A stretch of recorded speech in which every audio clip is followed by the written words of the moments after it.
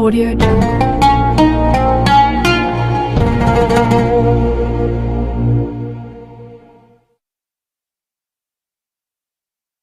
Bismillahirrahmanirrahim. Assalamualaikum warahmatullahi wabarakatuh. Segala puji bagi Allah yang telah memberi kita nikmat iman, nikmat Islam, dan nikmat kesehatan. Syalawat serta salam semoga tercurah kepada junjungan kita Nabi Muhammad beserta keluarga, sahabat, dan pengikutnya hingga akhir zaman. Sebelum mendengarkan isi ceramah, alangkah baiknya kita kenang dan doakan almarhum terlebih dahulu. Semoga Allah mengampuni segala dosa beliau, menerima segala amal ibadahnya, melapangkan kuburnya, dan menempatkannya di surganya yang mulia. Amin. Kiai Haji Zainuddin MZ atau Zainuddin Muhammad Zain adalah seorang ulama dan penceramah kondang di Indonesia yang populer sejak era 1980 hingga awal 2000-an. Ia dijuluki Dai Sejuta Umat karena gaya ceramahnya yang komunikatif, lugas, dan mudah dipahami oleh berbagai kalangan dari masyarakat desa sampai kota. Dan berikut ini adalah salah satu ceramahnya. Selamat mendengarkan dan semoga bermanfaat. Saudara-saudara, sekarang ini banyak orang bisa memberi contoh, tapi sedikit orang bisa menjadi contoh. Ngasih contoh mah gampang, jadi contoh susah. Karena beliau manusia. Laqad ja'akum rasulun min anfusikum. Kalau kambing disuruh nyontoh ayam, yang nyuruh nyontoh kagak punya pikiran. Ya, kagak level. Kambing mah nyontohnya kambing, kebo nyontohnya orang, nyontohnya orang. Makanya Nabi kita orang, bukan malaikat, bukan jin, bukan dewa, manusia. Kalau manusia disuruh nyontoh manusia, itu perintah masuk akal, predispositionnya sama. Kalau disuruh nyontoh malaikat, mah ribet kan.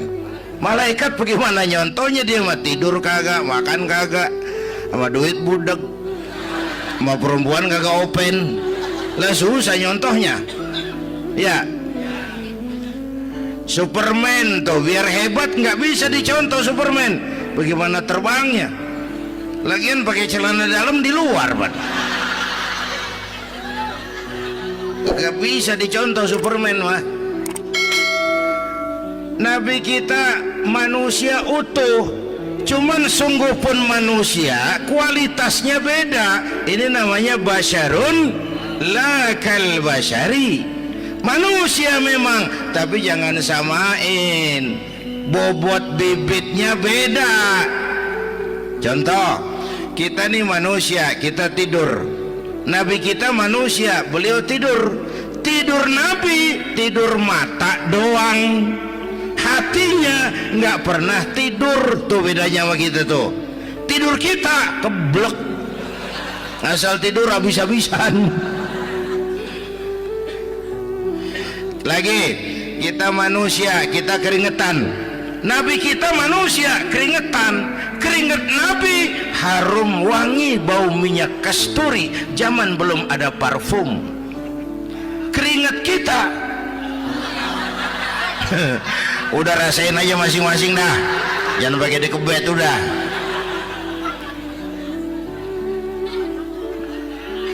Contoh lagi, kita nih manusia nih, kita beludah nggak? Nabi kita manusia, beliau juga beludah. Ludah Nabi obat, ludah Nabi. Itu kan waktu mau hijrah kan sama Sayyidina Abu Bakar, sampai di Gua Sur, Sayyidina Abu Bakar bilang, saya turun duluan ke gua ya Rasul. Ngapain? Bersihin gua, takut ada binatang berbisa. Silakan turun. Sayyidina Abu Bakar bersihin gua, bener tuh, tangannya digigit kalajengking, sakit, ngebet, bengkak. Kalajengking Arab, ya emang di Arab kejadiannya. Wuher menyaut aja, ditahan aja. Udah aman ya Rasul, silakan turun. Lama-lama dalam gua berduaan kelihatan juga Sayyidina Abu Bakar mukanya pucat. Nabi tanya, "Ma baluka ya Abu Bakar?" Abu Bakar, kenapa? Enggak apa-apa. Berat meninggalkan Mekah? Enggak. Malas hijrah ke Madinah? Enggak. Takut diubur-ubur Quraisy? Orang kata enggak, itu mah enggak. Lah kenapa muka kamu pucat? Tangan digigit kalajengking. Ngapa nggak ngomong dari tadi? Saya nggak mau nyusahin Tuhan ya Rasul. Biar saya tahan, asal jangan nyusahin Tuhan. Jangan begitu kau. Sini tanganmu, diambil sama baginda Nabi. Bismillahirrahmanirrahim. Cuh, diludahin. Ringkes, sembuh saat itu juga. Ludah Nabi. Pengen tahu kita yang ludahin. Bengkak campur koreng.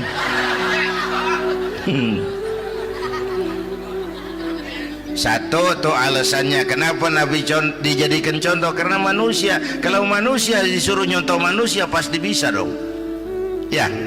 Nah, yang kedua, karena tadi kata Bang Haji Oma, pribadinya itu pribadi yang multidimensi. Mau nyontoh apa? Pak, saya ini pengusaha Pak. Nabi umur 9 tahun udah ke Syria tuh, dagang lintas negara Syam. Saya jenderal Pak, Nabi mimpin tentara di medan perang Mas.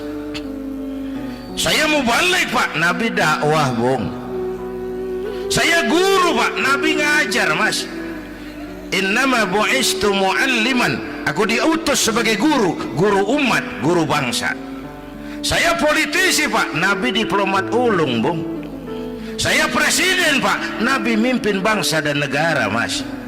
Saya kepala rumah tangga Pak, Nabi punya anak bini Bang. Ayo lempengan mana dulu, cari ngomong. Malah Nabi Isa tuh nggak bisa jadi contoh bagaimana membina rumah tangga bahagia. Bagaimana membina rumah tangga bahagia menurut contoh Nabi Isa? Nggak ada Mas. Kenapa? Nabi Isa belum sempat kawin. Ya, Nabi Isa belum sempat kawin. Ada pengikut Nabi Isa menyangka nggak kawin ajaran Nabi Isa, pada ngikut lagi nggak kawin. Tuh pastor tuh mubazir, orang dikasih perabotan. Bang bener, saya kalau dalam Islam kiai kagak boleh kawin, saya pilih berhenti jadi kiai. Kalau kagak ada giro-giroan, botak rambut.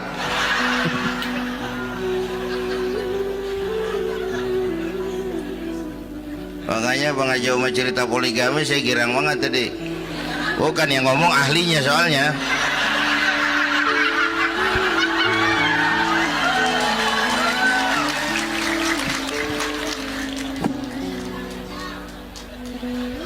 Dadah gitu aja deh ya.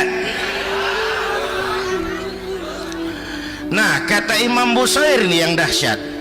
Ka'annahu wa huwa fardun fi jalalatihi fi askarin hina talqahu wa fi hasham. Sepertinya kehebatan Rasulullah itu sama, baik sendiri maupun di tengah tentara.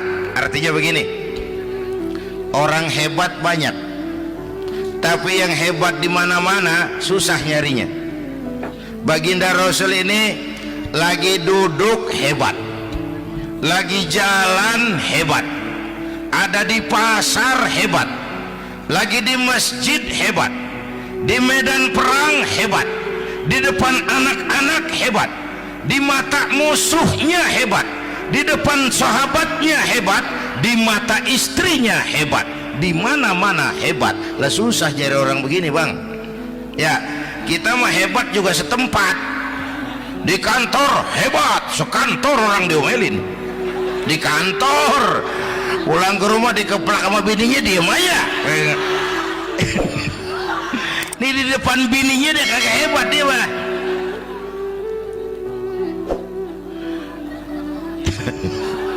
Oke, lalu kalau begitu soalnya apa yang mau kita contoh? Saya sampaikan 3 aja. Pertama, Nabi kita ini tokoh yang sejak kecil udah ditempa kesusahan. Bu, Tadi kata Bang Haji, Islam mengangkat derajat kaum perempuan karena perempuan banyak melahirkan orang besar. Lihat Sayyidah Aminah, ibunda baginda Nabi, melahirkan anak pertama tanpa didampingi suami. Meninggal suaminya, sedih hatinya, remuk perasaannya, tapi tegar jiwanya. Dilahirkannya bayi bernama Muhammad, diasuhnya penuh kasih sayang, diantarnya menjadi orang besar dan memang dibesarkan oleh Allah. Itu contoh tuh Bu. Bilangin anak-anak tong, bocah Nabi ngangon kambing tong, sekolah tong, jadi orang gede. Baba lu tibang tamat SD, lu sarjana lu. Baba lu cuman jadi RT, lu jadi camat lu. Biarin malu, baba lu pala jadi kaki, kaki jadi pala, asal lu terus sekolah. Bu, anak sekolahin, gelang doang digedein lu. Nih kan kita Betawi nih pendidikan ngentengin banget kotaan. Udah dong, jangan tinggi-tinggi sekolah udah. Ngapa mak? Baba lu kagak sekolah hidup noh. Hidup dong, pun jamu monyet juga hidup. Bu, anak sekolahin.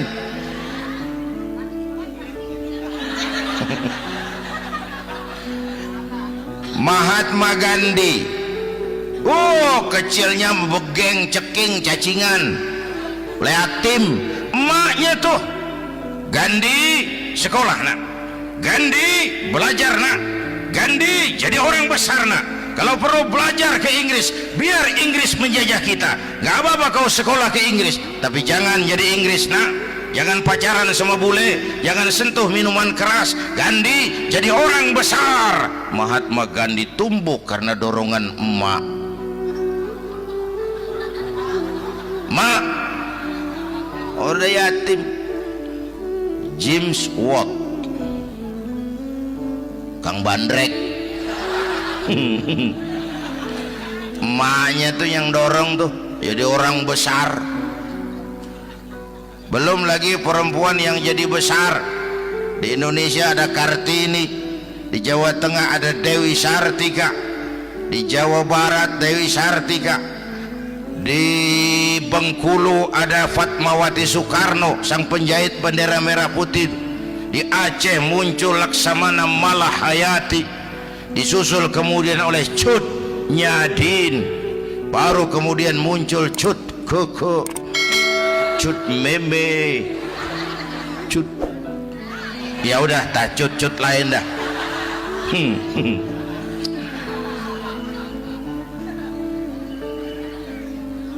Nabi ke remajanya nggak dikolokin, tegar, tahan bantingan, nggak cengeng. Begini bang, kalau bahasa kita nih, bahasa Betawi nih, orang mah bang kalau udah biasa susah ketemu susah nggak kaget udah. Ya kita Betawi kan masuk udah nukangin. Susah mulu. Saya santri nih biasa makan kangkung, datang ke rumah temen dikasih kangkung, makanan gue ini mat, dikasih daging ayam lah nambah. Emang apa? Orang mah kalau biasa susah enak, nggak kagetan. Saya santri biasa tidur di masjid, disuruh nginep di hotel lah pules nggak? Tapi yang biasa tidur di hotel suruh nginep di masjid encok. Makanya kemarin tuh waktu menteri-menteri baru dilantik tuh saya ngarepin tuh, mudah-mudahan nih menteri ini begitu dilantik bacaannya nawaitu sauma ghadin. Lu pada niat puasa dulu dah, entaran. Puasa kan bukan kagak boleh, nunda doang, nunda puasa mah. Tempe boleh maghrib, tahu boleh maghrib, air kelapa boleh maghrib. Lu menteri pada mau naik mobil mewah boleh, ntar kalau ekonomi udah mendingan, rakyat udah pada legaan napasnya. Ya sebab apa? Itu duit buat mobil para menteri kan duit negara. Duit negara kan duit rakyat. Duit rakyat kan duit gue juga, itu ada di situ. Gue bayar pajak. Sayangnya kebanyakan pejabat kita asal dilantik aja bacaannya Allahumma lakasumtu, niat buka puasa. Orang buka puasa kan kemaruk, apa jadi gares ya. Bu, jadi benar Islam mengangkat harkat, derajat, martabat kaum perempuan. Kata Bang Haji Umar tadi, dengar nggak tuh? Waktu Nabi ditanya, ya Rasul, siapa yang paling harus saya taati di dunia? Ibumu. Setelah itu, ibumu. Setelah itu, ibumu. Setelah itu, bapakmu. Ibu 3 kali disebut, bapak. Coba pikirin, ibu 3, bapak 1. 1 bapak. Ini bagaimana ngitungnya, jadi kerok begini nih ngitung nih.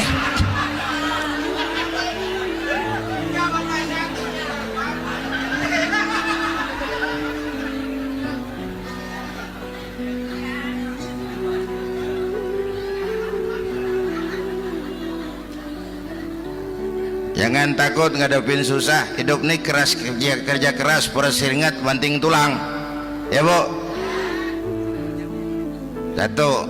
Yang kedua, contoh dari Nabi, orang yang paling bersih hatinya Rasulullah, orang yang paling baik akhlaknya Rasulullah, orang yang bahkan sudah dapat jaminan ampun dari segala dosa Rasulullah. Tapi orang yang kalau sholat malam sampai bengkak kakinya karena rajin sujud Rasulullah. Aspek ibadah apaan? Hei, diam-diam giliran gue ini ngomong.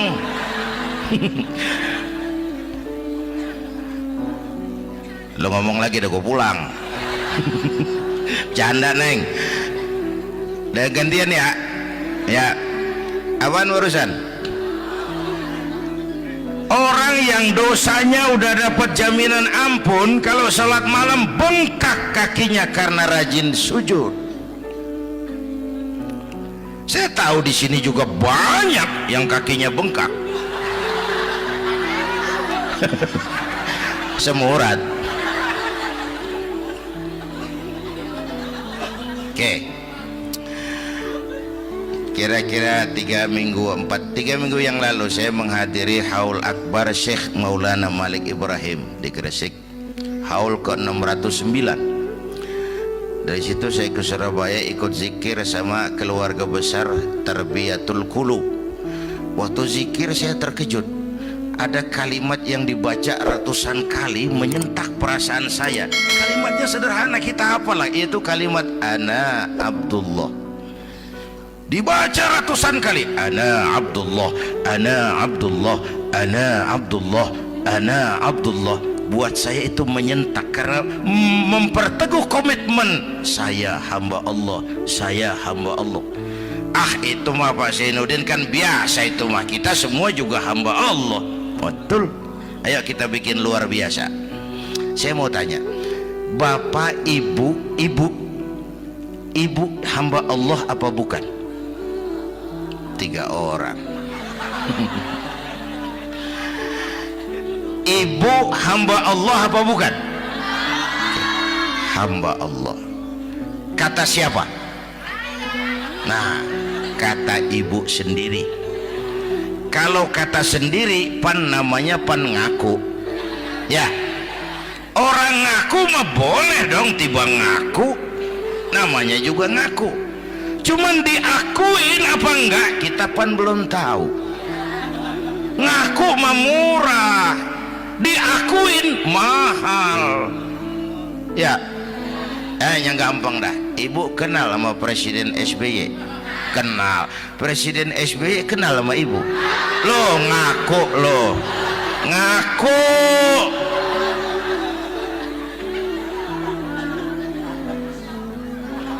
Saya hamba Allah, kata saya. Berapa banyak orang mulutnya hamba Allah, perbuatannya menyatakan dia hamba dunia, hamba harta, hamba jabatan, hamba setan, budak nafsu. Nggak sesuai ucapan sama perbuatan. Yuk jadi hamba Allah yang beneran. Jangan separuh-separuh. Kita mapan asal sakit mah hamba Allah. Ya Allah, ya Allah, lagi sakit. Sehat ya dikit, keder. Nyari masjid nggak ketemu.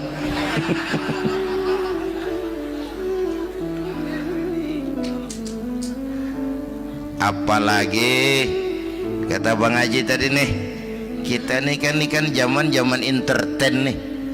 Orang pada pinter bikin bungkusan sekarang Bang. Ya, abad entertain, orang pada bangun pencitraan. Tadi itu kiai sama dukun tipis bedanya.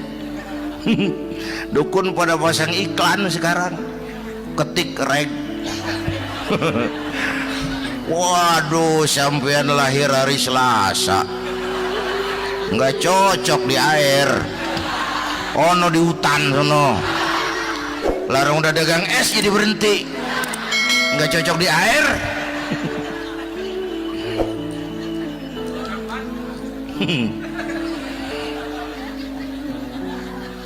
Bu, di zaman nih siapa pakai apa, siapa mau jadi apa kagak urus nih. Bapak Ibu hadirin yang saya hormati, dan masyarakat kita ini kayak daun kering. Tahu daun kering?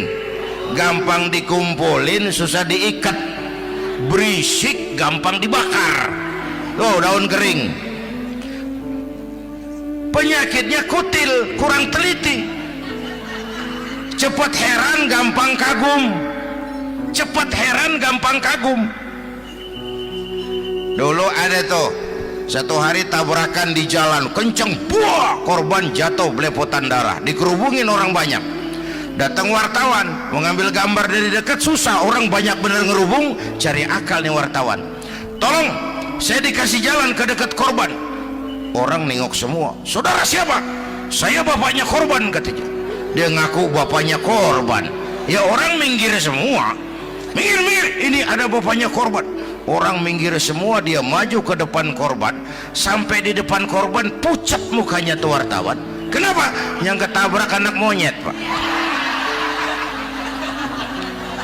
Dia udah kedongan ngaku bapaknya korban.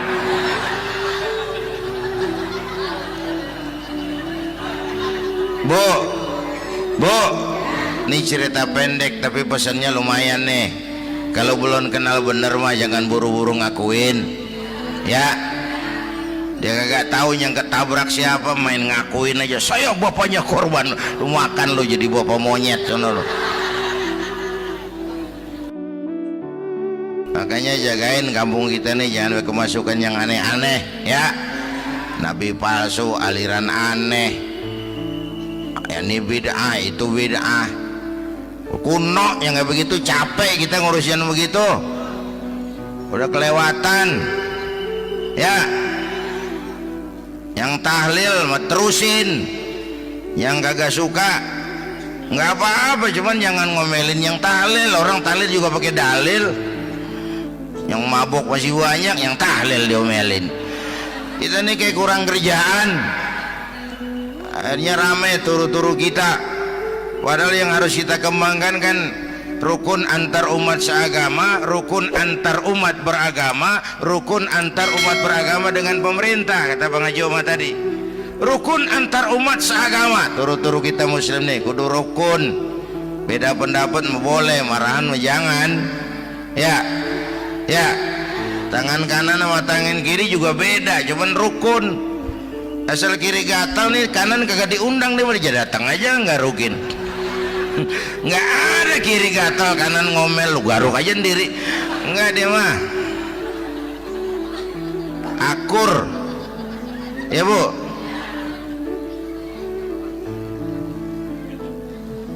Yang kedua, rukun antar umat beragama. Islam ini rahmatan lil. Yang ketiga, rukun antar umat beragama dengan pemerintah. Ini mah kita kan bermasyarakat sama juga sembahyang berjamaah, ada imam, ada makmum.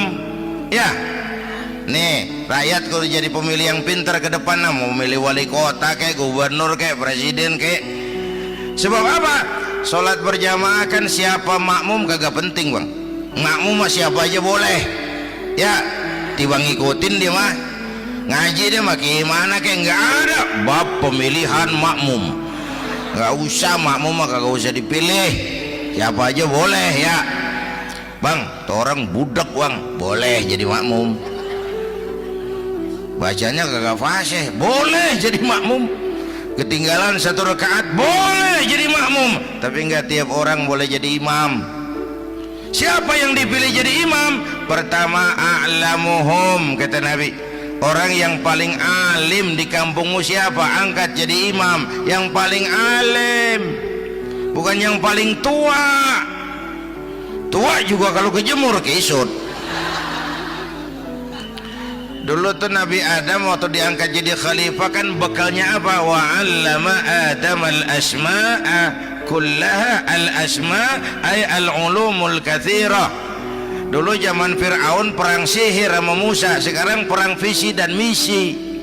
Punya ilmu, Bu, ngerti urusan dari tetek sampai bengeknya. Kalau ngikutin imam yang alim pan enak, bisa dipertanggungjawabkan. Hati-hati milih pemimpin, maksudnya Bu, jangan terjebak oleh penampilan. Emas pasti kuning, bener? Apa semua yang kuning pasti emas? Udah paham dulu. Ustadz, kenapa? Di kampung saya ada 2 orang alimnya sama. Yang mana yang jadi imam? Afsahuhum, yang lebih fasih lidahnya. Yang satu alim pelok, yang satu alim kagak pelok. Nah, yang kagak pelok suruh jadi imam. Kenapa? Nggak sah orang fasih bermakmum kepada imam pelok. Ustadz, imam pelok, makmum pelok semua. Sah. Namanya kampung pelok, biarin. Susah diurusin udah itu. Apa sih artinya fasih? Yang enak deh, nyambung. Pegel kalau punya pemimpin kagak nyambung sama rakyat. Ya, rakyat mau yang ngidul dia ngalor, rakyat mau yang ngulon dia ngetan. Lah kan capek rakyat, kagak nyambung. Makanya kalau jadi imam pesan Nabi, idza amma ahadukumun nas falyukhaffif. Kalau kamu jadi imam, ringankan sholat kamu. Itu makmum nggak sama kekuatannya. Jangan panjang-panjang kalau jadi imam, kudu tahu keadaan makmum. Tuh makmum ada yang udah tua rentak, diri aja udah gemeter. Ada yang punya darah tinggi, kalau sujud kelamaan palanya ngebet. Ada yang udah janji itu makmum habis sembahyang mau terima duit. Kalau imam kelamaan, kalau saudan makmum. Ya, nyambung. Jangan udah diangkat jadi imam saenake dhewe. Salat Isya berjamaah, rakaat pertama selesai Fatihah Yasin. Makmum ikut mengikut, cuman bari ngancem. Besok gua tawiatin balik lagi udah. Kagak nyambung. Kalau nggak nyambung tuh capek, Bu. Jangan tersenyum kepada orang buta, jangan berbisik kepada orang tuli. Kagak nyambung. Orang buta diajak senyum. Bagus sih maksudnya, cuman kan rada mubazir. Orang jaga kagak paham. Cari pemimpin yang nyambung. Kalau emang masyarakatnya suka tahlil, cari pemimpin yang suka tahlil. Rakyatnya suka maulid, cari pemimpin yang suka maulid supaya nyambung, kagak pegel kita.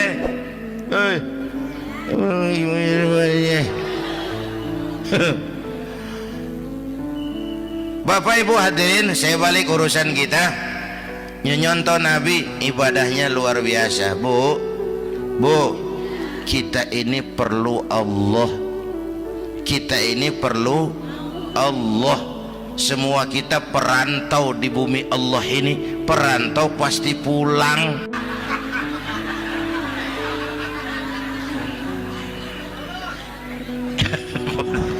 Bolot. Bodoh kalau ada perantau, dia sadar dia perantau tapi nggak pernah mikirin pulang. Lebih bodoh lagi mikirin pulang tapi nggak nyiapin bekal. Kan tadi Bang Haji Omar udah bilang tuh, muda mati. Ya, kadang-kadang engkongnya segar banget, cucunya mati. Ya, perantau mah mesti pulang. Sini mah kita ngendon doang, ngendon taran. Mula-mula pan bang, kita mah tinggalnya jauh di alam arwah, dari sana pindah ke alam rahim, alam kandungan emak nih. Pernah tinggal di situ 9 bulan tuh, ada yang 2 tahun, yang keluar udah kumisan, kelamaan ngetemnya itu.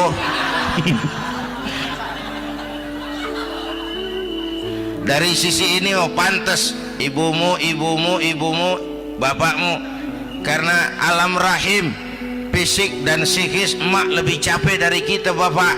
Kita mah orang laki mah, kita mah bukan investor gitu mah, nanam modal doang. Yang ngolah pabrik kan emak tuh, ya mak. Pabrik. Anak-anakku remaja, pemuda yang hadir, masya Allah, emakmu, emakku, emak kita semua nih, dari mulai ngidamin kita udah kita seksa nih mana. Dari mulai ngidamin kita udah kita seksa emak nih, muntah nggak urus. Mending ada yang dikeluarin mah enak, lega. Ini kagak ada apa-apanya. Bener mak. Yang dipengenin yang kagak musim, lah kan setengah mati lagi urusan. Tengah malam pengen megang pala kereta, lu jorok bener lu, gue heran.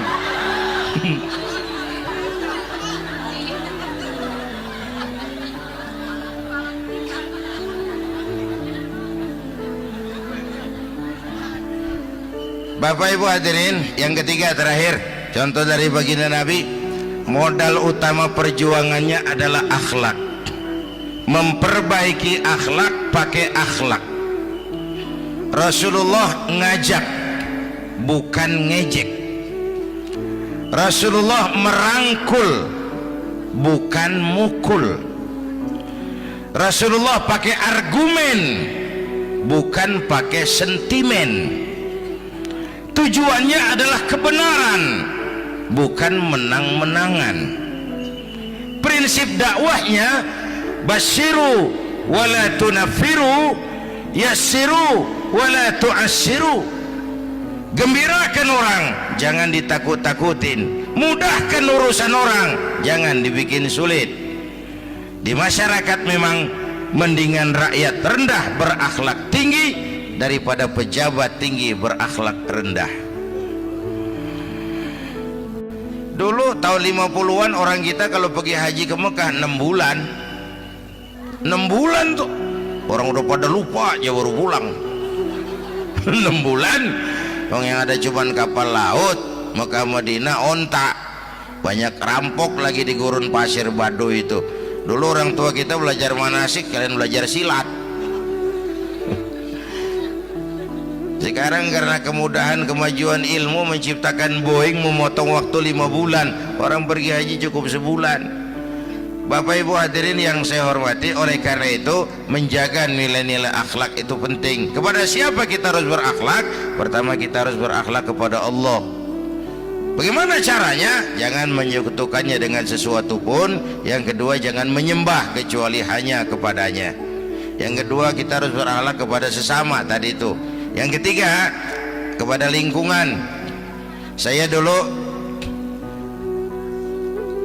masih zaman ada almarhum kakek saya, engkong. Kampung saya banjir, air masuk ke rumah. Saya teriak, "Kong, banjir Kong." Engkong saya ketawa, "Biarin, bukan salah air, habis salah lo." "Salah kita bagaimana Kong?" "Lah lo tempat air lo tempatin. Yang punya tempat datang ya kagak ngerti, ini tempat gua, ini di sini nggak pada lo, lah banjir." Engkong saya nggak makan bangku sekolahan, tapi wise Pak. Air kan bukan musuh, air kan temen kan kudu punya tempat. Lalu kagak punya tempat, pantas kemana dengan ayam, banjir. Ya, dulu saya remaja ngaji babul istinja, kiai ngajar makruh buang air kecil di tanah berlubang. Saya tanya, kenapa makruh kiai?